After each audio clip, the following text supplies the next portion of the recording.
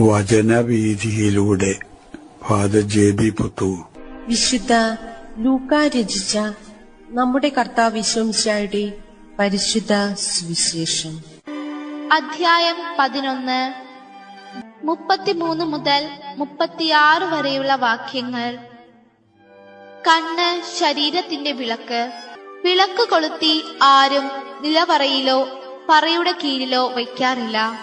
മറിച്ച് അകത്ത് പ്രവേശിക്കുന്നവർക്ക് വെളിച്ചം കാണാൻ പീഠത്തിന്മേലാണ് വെക്കുന്നത്. കണ്ണാണ് ശരീരത്തിന്റെ വിളക്ക്. കണ്ണ് കുറ്റമറ്റതെങ്കിൽ ശരീരം മുഴുവൻ പ്രകാശിക്കും. കണ്ണ് ദുഷിച്ചതെങ്കിലോ ശരീരം മുഴുവൻ ഇരുണ്ടുപോകും. അതുകൊണ്ട് നിന്നിലുള്ള വെളിച്ചം ഇരുണ്ടതാകാതിരിക്കാൻ സൂക്ഷിച്ചുകൊള്ളുക. ഇരുളടഞ്ഞ ഒരു ഭാഗ്യവുമില്ലാത്ത ശരീരം മുഴുവൻ പ്രകാശം നിറഞ്ഞതാണെങ്കിൽ വിളക്ക് അതിന്റെ രശ്മികൾ കൊണ്ട് നിനക്ക് വെളിച്ചം തരുന്നത് പോലെ ശരീരം മുഴുവൻ പ്രകാശമാനമായിരിക്കും. ശരീരത്തിന്റെ വിളക്കാണ് കണ്ണ് എന്ന് പറയുമ്പോൾ നാം എന്ത് മനസ്സിലാക്കണം?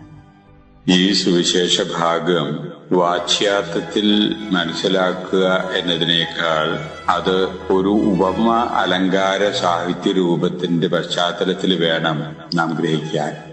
യേശു സുവിശേഷത്തിലൂടെ നമ്മോട് പറയുന്നു, നിങ്ങളുടെ കണ്ണാണ് ശരീരത്തിന്റെ വിളക്ക് എന്ന് പറയുമ്പോൾ മനുഷ്യന്റെ മുഖത്തുള്ള കണ്ണ് അല്ല യേശു ഉദ്ദേശിക്കുന്നത് എന്നും മനുഷ്യന്റെ മനസ്സിന്റെ ഭാവങ്ങളെയാണ് യേശു ഇവിടെ അർത്ഥമാക്കുന്നതെന്നും നാം ഗ്രഹിക്കണം.